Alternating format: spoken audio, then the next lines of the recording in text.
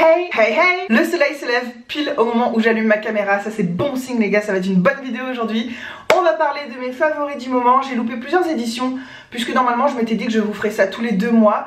Mais honnêtement, j'aime pas m'inventer des favoris. Je vais pas faire genre, oh j'adore ce truc, hein. Alors que sans plus, j'ai envie de vous parler de favoris quand vraiment c'est des vrais favoris. Et puis quand j'en ai assez parce que vous présentez 2 produits dans une vidéo, je vois pas l'intérêt. Ouh! Par quoi on commence? Juste quand je dis ça, bien sûr, il y a un nuage qui vient de passer devant le soleil, donc la lumière va changer, vous avez l'habitude, blablabla. Bref, on va commencer tout de suite par une odeur ambiance pour la maison. C'est quelque chose que j'ai ramené de France l'été dernier et que j'ai utilisé là, puisque vous le savez, avec Hugo, on veut déménager, donc on se dit, il faut qu'on arrête d'économiser précieusement toutes nos bougies parfumées, nos trucs comme ça. Faut qu'on se lâche, qu'on profite, qu'on les utilise, et puis comme ça, ça nous fera 7 mois à déménager plus tard. Donc, c'est ce petit diffuseur, ici présent, que j'ai acheté chez Nature et Découverte. C'est de la gamme Esteban à l'ambre et mon Dieu, j'avais sorti dans le magasin, j'avais fait what? Non, j'ai pas vraiment fait ça. Non mais j'étais genre choquée, j'étais là, Hugo, sens ça, ça sent trop bon. Et oui, ça sent trop bon. Alors l'ambre, je sais pas vraiment ce que c'est censé vraiment sentir, mais c'est une odeur très classe qui me ressemble absolument pas. Moi, mon odeur préférée chez Nature et Découverte, c'est la bougie à la fleur d'oranger qu'on trouve dans très peu de Nature et Découverte, il me semble. Mais là, j'avais envie de quelque chose de différent, ouais, d'un peu plus adulte, que quand on rentre chez toi, tu dis « Waouh, cette meuf, elle gère ce life !» Je sais pas si des gens se disent ça, je crois pas. Vu le bordel dans ma maison, je pense pas. Mais franchement, ça sent l'odeur de la fille qui sait où elle va dans la vie, qui sait ce qu'elle veut, qui est, tu vois, qui est bien en place, quoi. Ce qui n'est pas moi. Mais voilà, c'est tout de suite une ambiance quand même ouais, chaleureuse et assez élégante, assez classe. Alors en fait vous avez ce truc là et après vous pouvez racheter uniquement les recharges. Ça c'est tout ce qu'il me reste, donc je l'économise un petit peu, j'avoue. Vous savez que je suis en mode tri à fond, que j'ai envie de vider ma maison et tout. Et ça fait partie des choses qui me posent problème, qui me questionnent, qui me challenge. C'est-à-dire que dans l'idée il faudrait le garder ça, et comme ça quand je vais en France je peux me racheter juste les recharges et tout. C'est chouette, mais est-ce que j'ai envie de garder ça chez moi pendant 1 an, 2 ans et qui sert à rien le temps que je puisse aller en France pour racheter ça? Est-ce que j'ai envie de m'encombrer à ce point? Est-ce que... Et vraiment j'aimerais que vous me disiez votre avis en commentaire, que vous soyez minimaliste ou pas. Est-ce que vous garderiez ça dans un placard pendant 1 an ou 2 en vous disant que bah du coup c'est plus écologique après un jour de racheter que ça? Ou est-ce que, bah, comme on veut déménager et que je suis en période de vouloir faire du tri et du vide dans ma maison, est-ce qu'il vaudrait mieux que je m'en débarrasse? Je suis réellement perdue. En fait, faire du tri, du vide chez soi, c'est plus dur qu'on pense. Et il y a certains objets comme ça sur lesquels moi, personnellement, je bute. On bute pas tous forcément sur les mêmes choses. Il y a des choses avec lesquelles j'ai aucun affect, genre les vêtements et tout, je me pose même pas la question. Mais ça, je sais pas. Bref. De base c'était une vidéo favorite, remets-toi sur le droit chemin. Alors voilà, ce truc là, si vous passez chez Nature et Découverte, sentez-moi cette beauté. Ça sent vraiment très bon. Si vous avez un intérieur assez moderne, assez épuré, je pense que c'est une odeur qui irait super bien avec. Ce qui est pas tellement mon cas, mais j'aime quand même beaucoup. Un petit truc bouffe, oui, parce que dans mes vidéos favoris, vous savez, on passe du coq à l'âne, du diffuseur au biscuit. On va parler de biscuits de la marque Locker. Je vous en parle parce qu'il me semble que vous avez cette marque en France. Ce gâteau les gars, chocolat noir et noisette. J'ai vu ça dans le magasin, j'ai failli tomber dans les pommes tellement que ça me donnait envie. Pourquoi j'exagère tout ce que je dis, c'est pénible. Non vraiment genre ça m'a happé comme ça le regard et tout. J'ai acheté un paquet, j'ai fait un croc dans le biscuit. Je suis de nouveau tombée dans les pommes. Presque, franchement je suis pas loin. C'était pas loin. Non franchement c'est tellement bon. Moi, mes goûts de gâteau, tout ça préféré, c'est chocolat noir et c'est praliné, un peu tout ce qui est noisette. Et alors là, bah, ça réunit tout ce que j'aime forcément. Par contre, c'est extrêmement cher, il n'y en a que 100 grammes à l'intérieur, c'est vraiment une arnaque. Genre, à l'intérieur, c'est comme ça. Et voilà, tu peux compter le nombre de gâteaux quoi. 1, 2, 3, 4, il y en a très peu. Donc ça se mange extrêmement vite. Mais c'est une bombe de goût dans ta bouche. C'est vraiment, c'est pas comme manger des pépitos ou des princes. Vous voyez, c'est pas un petit goût léger, c'est un goût quand même franc, assumé. C'est trop bon. Et vous avez plus de batterie. C'est bon, vous êtes avec moi, c'est bon, j'ai pu changer la batterie. Donc voilà, si vous aimez le chocolat noir, la noisette, ces biscuits là de chez Locker, ils sont incroyables. C'est comme des gaufrettes avec des éclats de noisettes à l'intérieur et du chocolat noir encore en plus par dessus, en plus de la crème qu'il y a au milieu. C'est trop bon, j'en ai acheté une deuxième fois et je me suis dit stop parce qu'en fait c'est trop frustrant, parce que c'est très cher et que ça se mange très vite et que c'est obsédant. T'en manges un, tu vas y penser toute la journée jusqu'à ce qu'il y en ait un autre dans ta bouche et ainsi de suite et ça s'arrête jamais. Moi je sens très vite les choses qui sont un peu trop addictives pour moi et dans ce cas là j'essaie de freiner, d'en acheter une fois de temps en temps pour me faire plaisir mais sans plus. Et voilà, ces biscuits là, genre c'était ma révélation. On passe à des choses que j'ai sur moi. Le vernis que j'ai sur moi, que vous avez dû voir pas mal dans ces dernières semaines on va dire. C'est un vernis de chez Dior qui s'appelle Première, c'est le numéro 977. Je vous montre pas mes mains de près mais vous voyez exactement c'est quel genre de couleur, c'est un peu aubergine. C'est très joli, il est incroyable ce vernis. Est-ce qu'il y a besoin de dépenser dans du Dior pour avoir un beau vernis? Non, mais il se trouve que je l'adore donc je vous en parle. Ce que j'aime avec ce vernis c'est qu'il est aussi très joli sur des ongles courts. J'ai des ongles plutôt courts en ce moment parce que voilà j'ai la flemme de les entretenir. Mais même sur des ongles courts je le trouve classe et je crois qu'il est même encore plus beau sur des ongles un peu plus courts.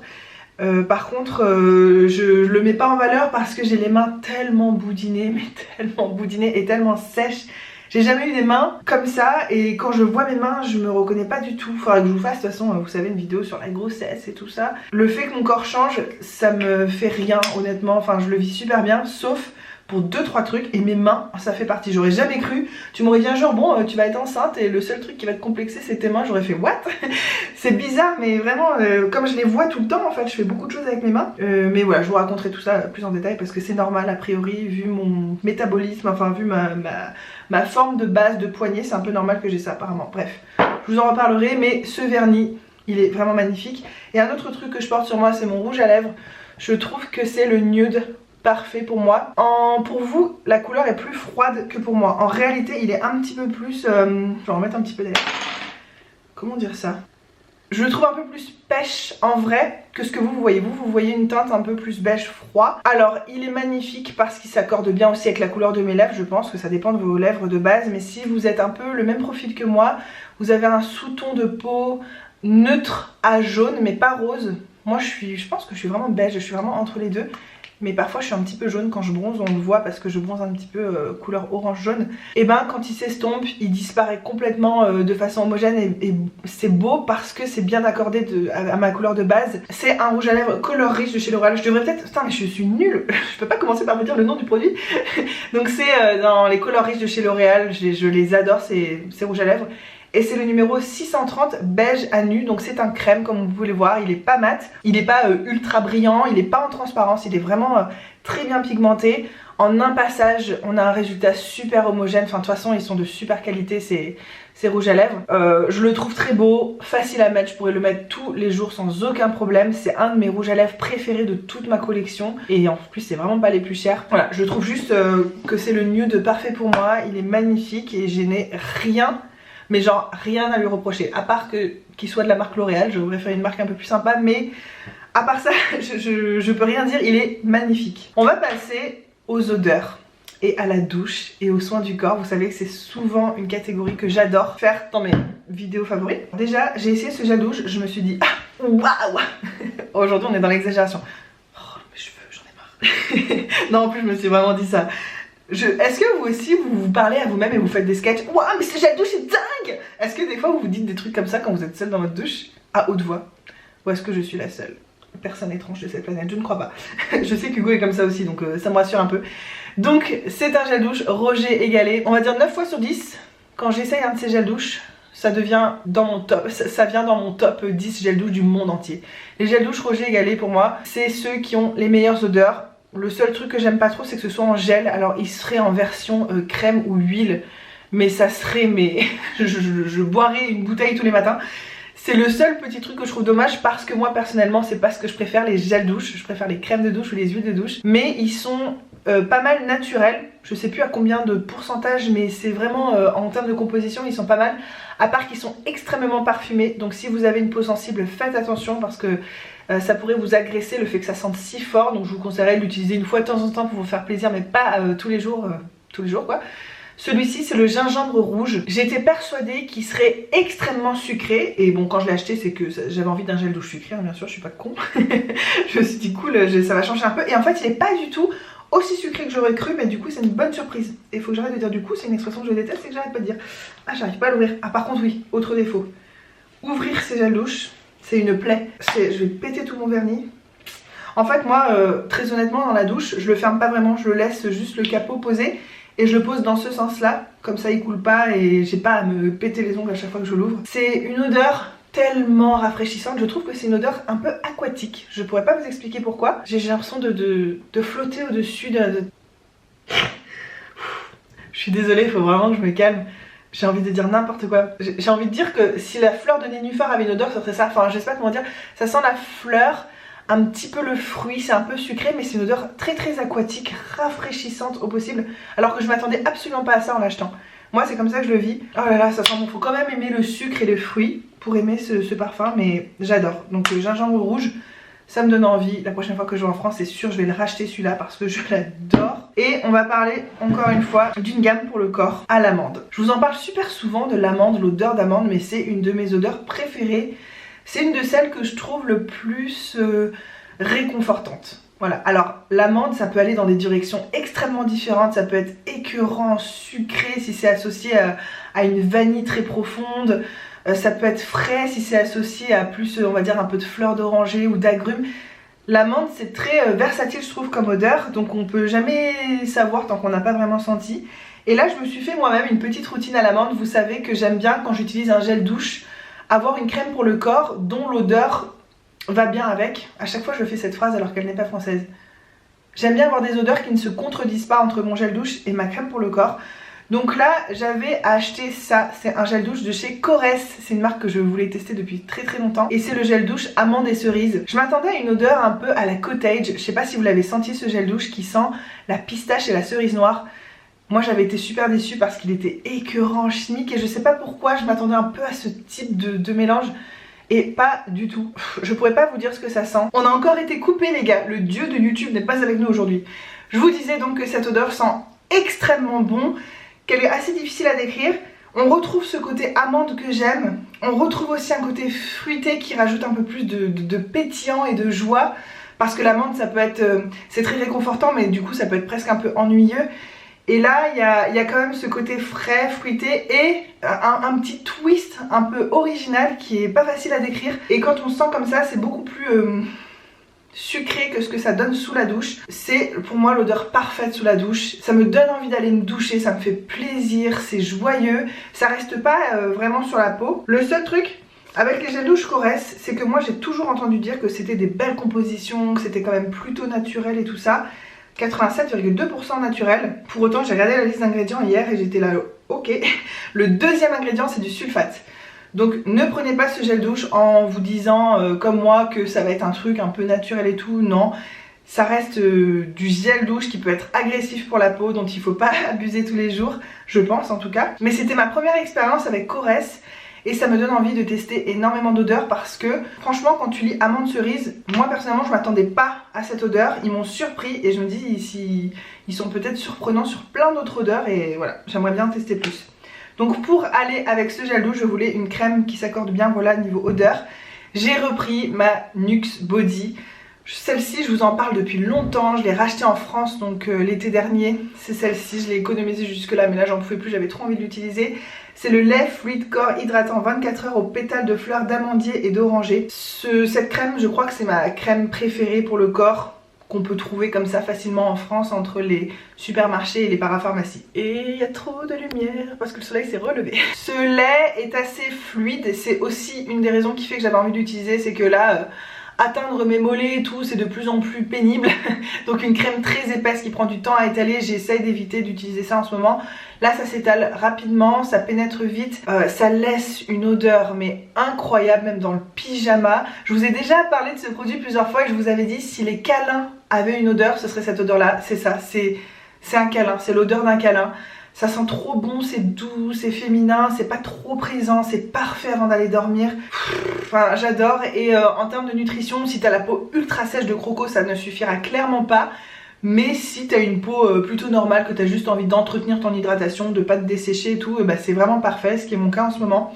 Donc les deux ensemble, incroyable, mais je me suis dit pourquoi m'arrêter à deux produits à l'amande quand on peut en avoir Un troisième.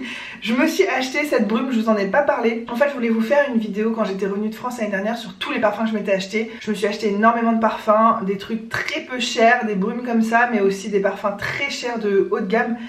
Et finalement j'avais décidé de plus vous faire cette vidéo parce que je les ouvre pas tous en même temps. En fait je les découvre au fur et à mesure, j'ai pas envie de tout ouvrir pour tout vous montrer puis après que tout soit ouvert et de pas apprécier parce qu'il y en a trop d'un coup. Donc j'en ouvre un de temps en temps, je l'apprécie, je l'utilise longtemps puis hop j'en ouvre un autre. Donc cette brume je l'ai commencé il y a pas si longtemps, elle en est déjà rendue à là.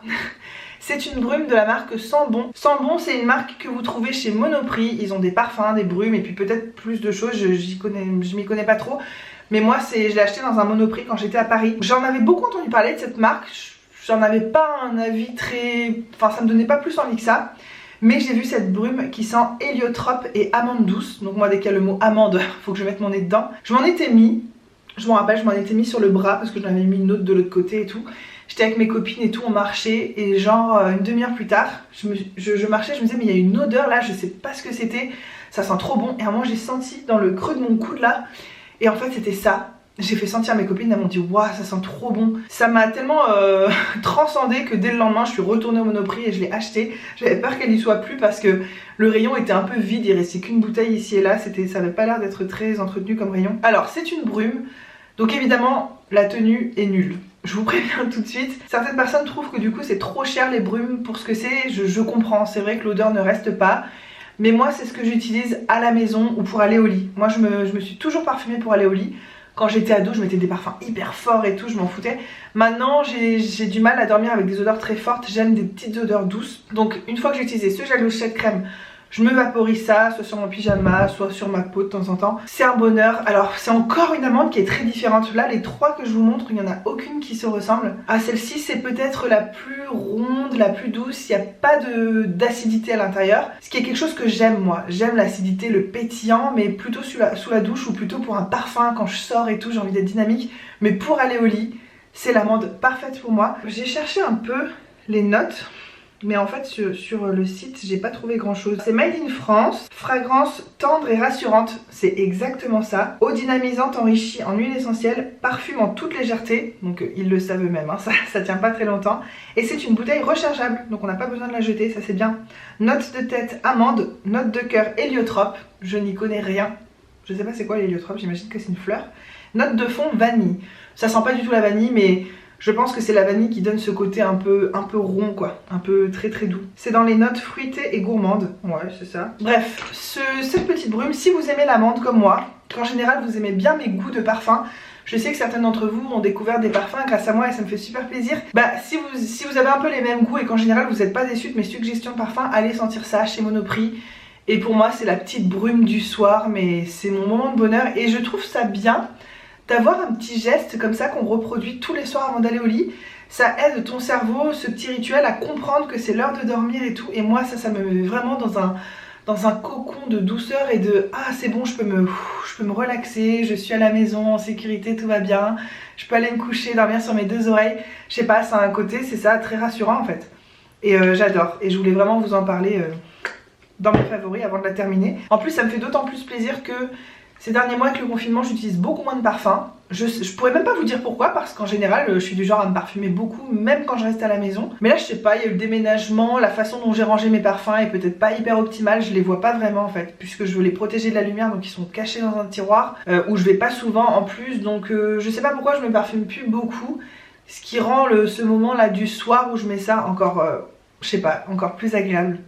Et on n'a plus que deux favoris. Alors la palette que j'ai le plus utilisée ces derniers mois c'est celle de chez Huda Beauty, toujours la Emerald Obsession. En fait vous avez dû me voir ces dernières semaines souvent avec des make-up assez verts ou avec des paillettes au milieu et tout. Et bah c'est toujours cette palette là. Pour autant je trouve que c'est des tons de vert très particuliers. C'est du vert canard, vert un peu bleuté, ce que je trouve magnifique.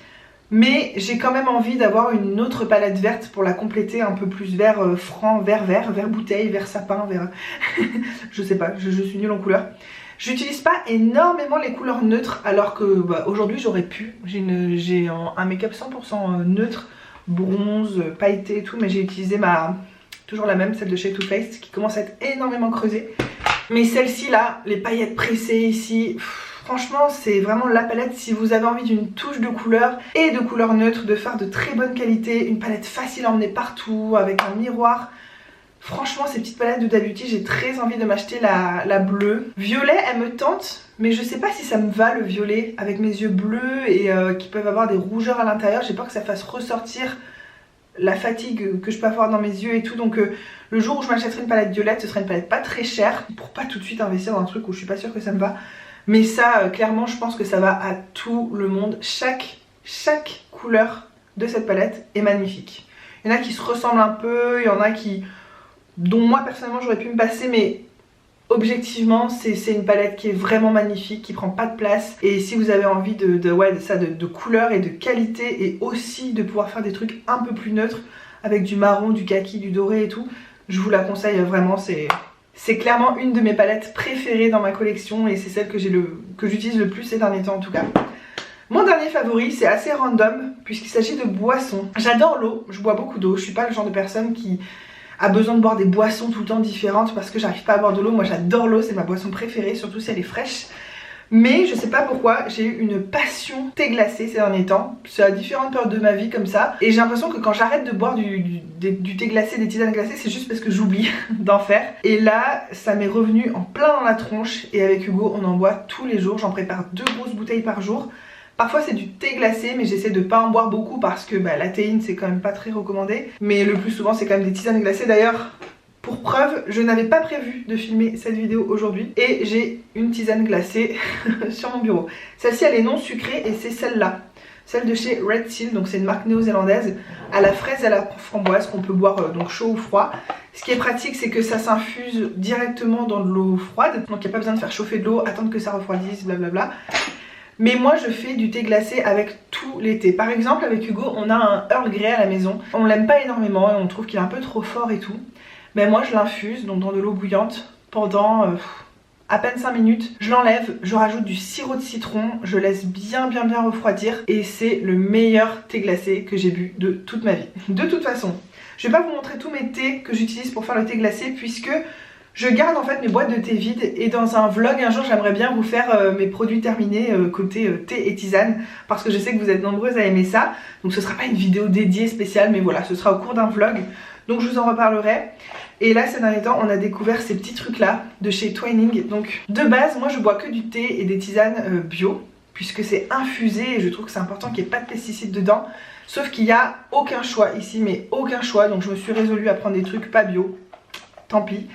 Celui-ci c'est la myrtille et au cassis. C'est un paquet comme ça, il y en a 10 à l'intérieur et ça coûte 2 $, ce qui doit faire 1 € à peu près en ce moment, ou un peu plus d'1 €, 1,10 €. Et quand on voit qu'avec un sachet on fait toute une bouteille, ça fait quoi? Ça fait 10 centimes ta bouteille de boisson. Quand tu vois combien ça coûte d'acheter un iced tea, tu dis que ça vaut vraiment le coup, même économiquement.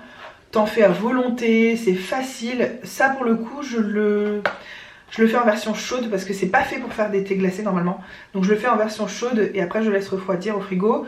Quand c'est pour le midi, des fois je sucre avec du sirop à différents parfums. Comme ça fait des associations de goût qui changent vraiment complètement. Et quand c'est pour le soir, celle-ci c'était pour hier soir mais je l'ai pas fini hier soir, je mets pas de sucre dedans. Donc c'est juste une eau avec un goût.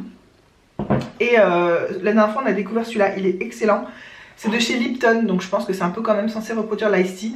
L'ice tea étant la seule boisson sucrée dont je raffole vraiment. Genre si je vais au McDo, bon ici au McDo il n'y a pas de thé glacé, mais en France ou quoi, si je vais quelque part et que je dois boire une boisson sucrée, je prendrai jamais un Coca, un Sprite, un Pepsi, c'est trop sucré pour moi. Par contre un iced tea, mais c'est ce que je préfère, l'iced tea pêche, l'iced tea framboise, genre c'est ma passion.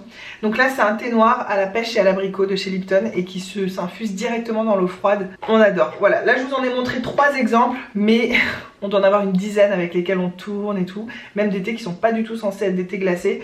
Et voilà, j'avais envie de vous en parler dans cette vidéo parce que ces derniers mois j'en bois énormément et parce que je sais que chez vous il fait encore à peu près chaud, c'est pas encore complètement le cœur de l'automne vraiment où t'as trop froid et t'as juste envie de boire des boissons chaudes. Mais si vous êtes comme moi et que même en plein hiver ou n'importe quand vous aimez boire des boissons fraîches, que vous avez un peu envie de changer de l'eau sans pour autant forcément rajouter des calories parce que vous n'êtes pas obligé de mettre du sirop, du sucre, vous pouvez mettre un filet de citron, infuser des vrais morceaux de fruits dedans, il y a tellement de choses à faire. Et voilà, je trouve que c'est une boisson hyper intéressante. qu'on n'exploite pas assez, auxquels on pense pas assez, et je me suis dit qu'avec cette petite vidéo, et ben peut-être que je vous y ferai penser. Ouais, c'est vraiment bon, je sais pas, c'est... J'aime bien, ça change. Voilà mes petites bulles, on en a fini avec tous mes petits favoris, j'espère que ça vous a plu. Comme d'habitude, quand on regarde bien, il n'y a pas énormément de choses, mais comme je parle beaucoup, je pense que cette vidéo aura quand même duré pas mal de temps. Comme d'habitude, venez discuter avec moi en commentaire, quels produits vous ont tenté à travers cette vidéo, ou quels produits vous connaissez déjà, que vous adorez aussi, ou qu'au contraire vous aimez pas. Est-ce que vous êtes tenté d'aller sentir ça, d'aller goûter ça, de boire du thé glacé, j'en sais rien. Calme-toi.